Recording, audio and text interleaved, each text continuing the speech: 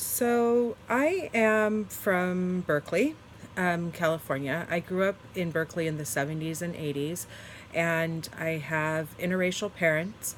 My father is black and he's from the South, and my mom is Jewish. She grew up in Brooklyn. So I am a combination of the two of them, as one of my dear friends calls me. I'm bluish, black and Jewish, and I always thought that was funny and love that term.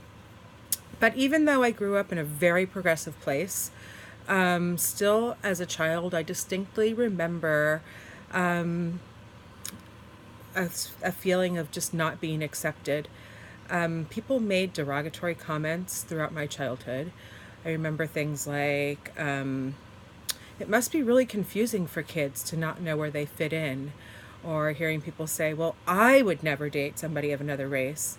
And when you're a child and you hear those off the cuff comments, it can be really difficult. And so I think there was a part of me growing up that felt like a lack of belonging. And even though there were a lot more sort of interracial people in my town, in Berkeley, than probably in other parts of the country, it was still, the 70s and 80s were still a very conservative time.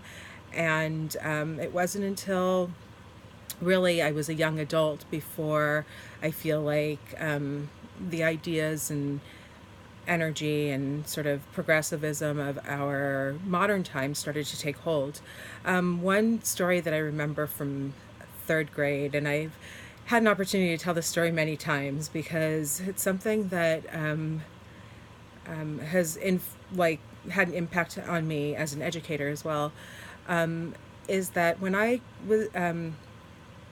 was in primary school, so I went to a school that went from kindergarten to third grade. Those of us who lived sort of in the lower part of Berkeley, well, there was a small neighborhood of us who would get on a bus every day and go up to this beautiful school that was up in the Berkeley Hills with a three-bridge view.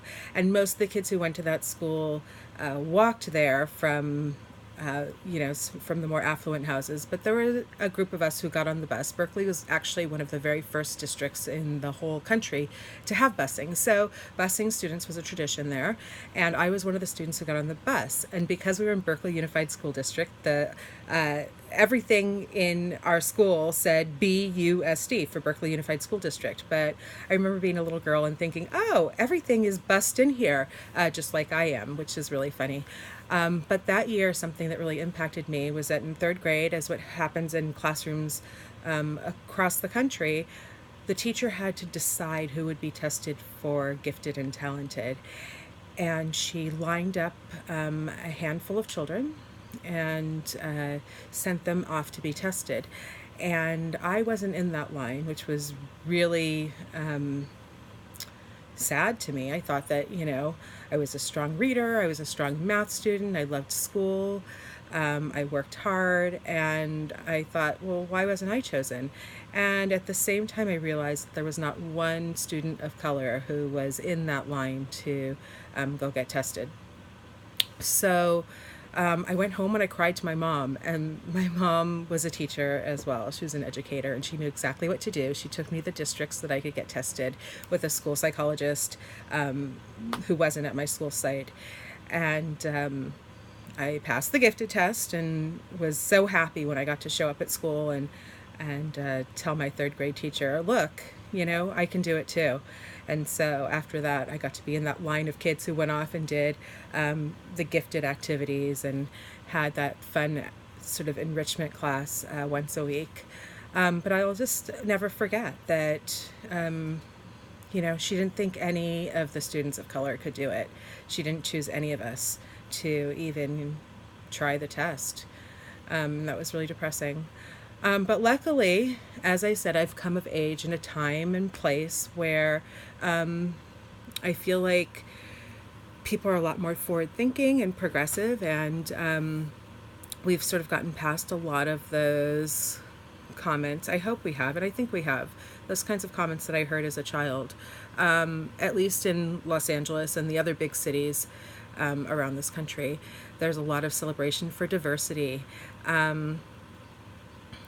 And so, I'm lucky to be a diverse person in these times. In fact, my husband, who is white and Puerto Rican, but looks mostly just like a big white guy, and our children look a lot like him. But I love how proud that they are, even though a lot of people don't know when they first meet my kids that they are so diverse. But I love how proud they are of their backgrounds, of every piece of their background. And in fact, when our whole entire family gets together with my brother and his kids, and he has stepkids who are of Latino and Hawaiian descent. So my brother and his kids, and my parents, and me and my kids, we represent every skin tone, every hair texture, every face shape, every height, every weight, and everything else. But somehow we all just fit together like pieces of a big multicultural puzzle. And I love that.